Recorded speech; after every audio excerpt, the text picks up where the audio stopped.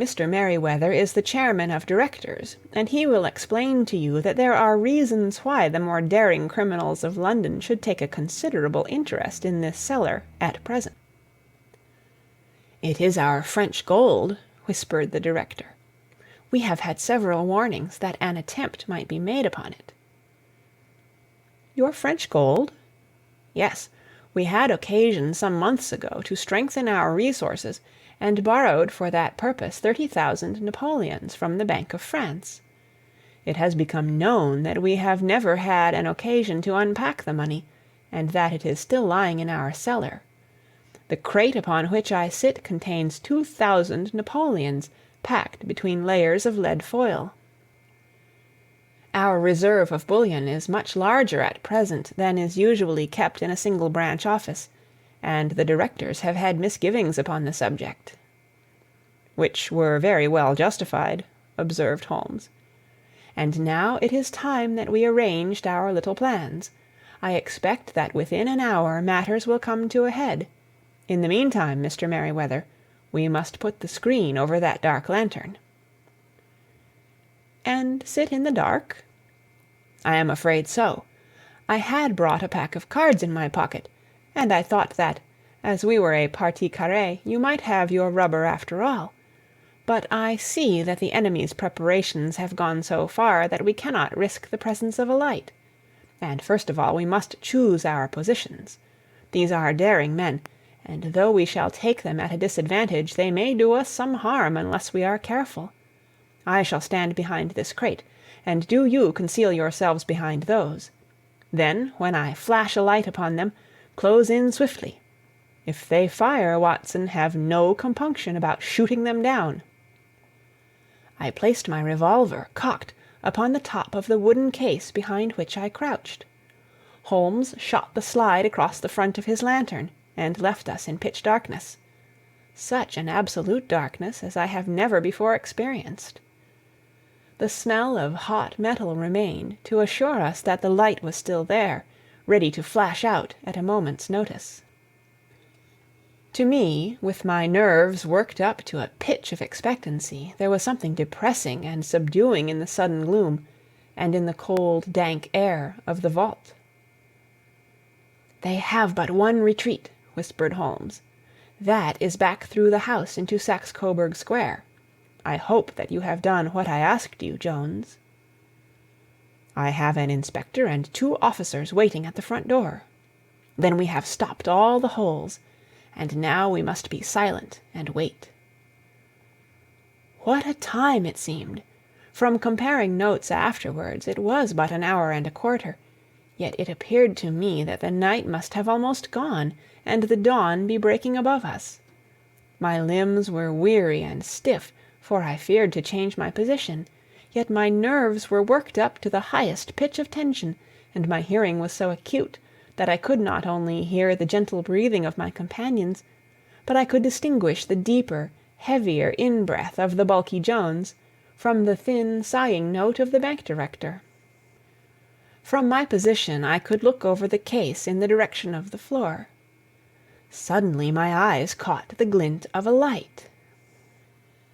At first it was but a lurid spark upon the stone pavement. Then it lengthened out until it became a yellow line, and then, without any warning or sound, a gash seemed to open, and a hand appeared, a white, almost womanly hand, which felt about in the center of the little area of light.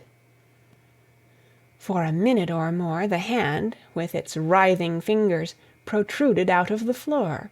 Then it was withdrawn as suddenly as it appeared, and all was dark again save the single lurid spark, which marked a chink between the stones.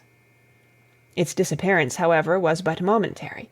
With a rending, tearing sound, one of the broad white stones turned over upon its side, and left a square gaping hole, through which streamed the light of a lantern. Over the edge there peeped a clean-cut boyish face, which looked keenly about it, and then, with a hand on either side of the aperture, drew itself shoulder-high and waist-high, until one knee rested upon the edge. In another instant he stood at the side of the hole and was hauling after him a companion, lithe and small like himself, with a pale face and a shock of very red hair. "It's all clear," he whispered. "Have you the chisel and the bags?" "Great Scott! Jump, Archie, jump, and I'll swing for it." Sherlock Holmes had sprung out and seized the intruder by the collar. The other dived down the hole, and I heard the sound of rending cloth as Jones clutched at his skirts. The light flashed upon the barrel of a revolver, but Holmes's hunting crop came down on the man's wrist, and the pistol clinked upon the stone floor. "It's no use, John Clay," said Holmes blandly. "You have no chance at all." "So I see," the other answered, with the utmost coolness. "I fancy that my pal is all right, though I see you have got his coat-tails." "There are 3 men waiting for him at the door," said Holmes. "Oh, indeed! You seem to have done the thing very completely. I must compliment you." "And I you," Holmes answered. "Your red-headed idea was very new and effective." "You'll see your pal again presently," said Jones. "He's quicker at climbing down holes than I am. Just hold out while I fix the derbies." "I beg that you will not touch me with your filthy hands," remarked our prisoner as the handcuffs clattered upon his wrists. "You may not be aware that I have royal blood in my veins. Have the goodness also, when you address me, always to say 'sir' and 'please.'" "All right," said Jones, with a stare and a snigger. "Well, would you please, sir, march upstairs, where we can get a cab to carry your highness to the police station?" "That is better," said John Clay serenely. He made a sweeping bow to the 3 of us, and walked quietly off in the custody of the detective. "Really, Mr. Holmes," said Mr. Merryweather, as we followed them from the cellar, "I do not know how the bank can thank you or repay you. There is no doubt that you have detected and defeated, in the most complete manner, one of the most determined attempts at bank robbery that have ever come within my experience."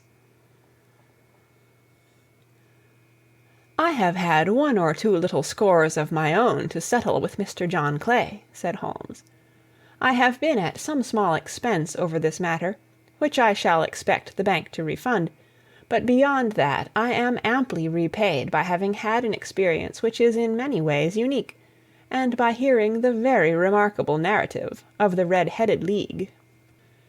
You see, Watson," he explained in the early hours of the morning as we sat over a glass of whiskey and soda in Baker Street, "it was perfectly obvious from the first that the only possible object of this rather fantastic business for the advertisement of the League, and the copying of the encyclopedia, must be to get this not over-bright pawnbroker out of the way for a number of hours every day. It was a curious way of managing it, but really it would be difficult to suggest a better. The method was no doubt suggested to Clay's ingenious mind by the colour of his accomplice's hair. The £4 a week was a lure which must draw him, and what was it to them who were playing for thousands? They put in the advertisement, one rogue has the temporary office, the other rogue incites the man to apply for it, and together they manage to secure his absence every morning in the week. From the time that I heard of the assistant having come for half wages, it was obvious to me that he had some strong motive for securing the situation. But how could you guess what the motive was? Had there been a woman in the house, I should have suspected a mere vulgar intrigue. That, however, was out of the question. The man's business was a small one, and there was nothing in his house which could account for such elaborate preparations and such an expenditure as they were at. It must, then, be something out of the house. What could it be? I thought of the assistant's fondness for photography, and his trick of vanishing into the cellar. The cellar! There was the end of this tangled clue. Then I made inquiries as to this mysterious assistant, and found that I had to deal with one of the coolest and most daring criminals in London. He was doing something in the cellar, something which took many hours a day for months on end. What could it be, once more? I could think of nothing save that he was running a tunnel to some other building. So far I had got when we went to visit the scene of action. I surprised you by beating upon the pavement with my stick. I was ascertaining whether the cellar stretched out in front or behind. It was not in front. Then I rang the bell, and as I hoped, the assistant answered it.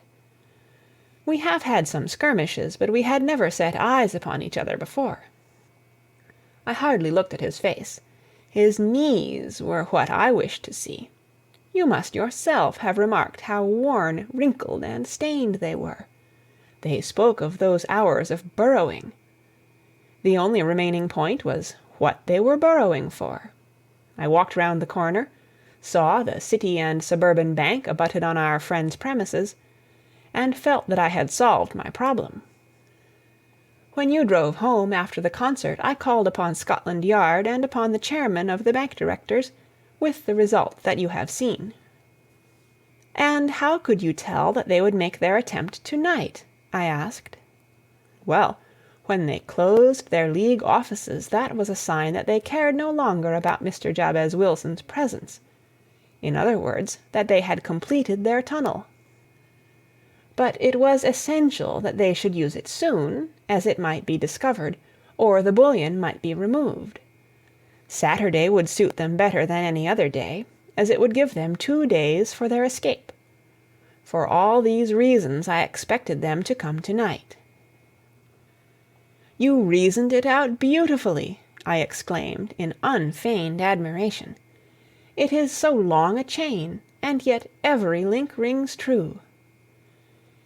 It saved me from ennui, he answered, yawning. Alas, I already feel it closing in upon me. My life is spent in one long effort to escape from the commonplaces of existence. These little problems help me to do so. And you are a benefactor of the race, said I. He shrugged his shoulders. Well, perhaps after all it is of some little use, he remarked. L'homme, c'est rien, l'oeuvre c'est tout, as Gustave Flaubert wrote to George Sand.